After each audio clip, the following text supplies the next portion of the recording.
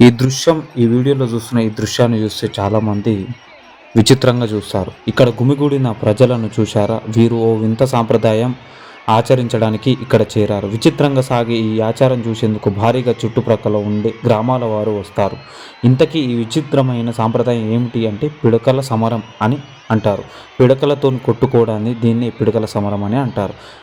ఇక్కడ పిడకల సమరంగా పిలుస్తారు. కర్నూలు జిల్లా కైరుప్పాల గ్రామంలో ఎన్నో ఏళ్లుగా స్థానికులు ఈ ఆచారం పాటిస్తూ వస్తున్నారు. ఈ సాంప్రదాయం ఇక్కడి ప్రజలు పాటించడం వెనుక ఓ పురాతన గాథ ఉంది. అదేంది అనేది మనం ఇప్పుడు చూద్దాం. ఒక వర్గం వీరభద్ర వర్గం, ఇంకొక వర్గం భద్రకాళి వర్గం అని వీళ్ళు ఆ పిడకలతోనే ఇంకొక వర్గం పైన కొట్టుకోవడం జరుగుతుంది.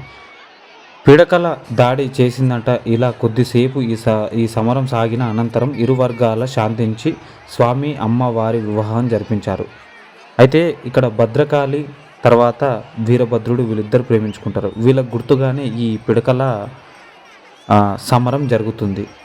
ఇక వేడుకగా జరిగే పిడకల సమరం కోసం స్థానికులు నెల రోజుల ముందు నుంచే వాటిని సిద్ధం చేసుకుంటారు. అలా ఏర్పాటు చేసిన పిడకలను కైరుప్పాల గ్రామంలోని దేవాలయం వద్దకు చేరుస్తారు. గ్రామ ప్రజలు రెండు వర్గాలు మారి ఈ పిడకల సమరంలో పాల్గొంటారు. ఈ సాంప్రదాయం అనాదిగా ఇక్కడి ప్రజలు పాటిస్తూ వస్తున్నారు.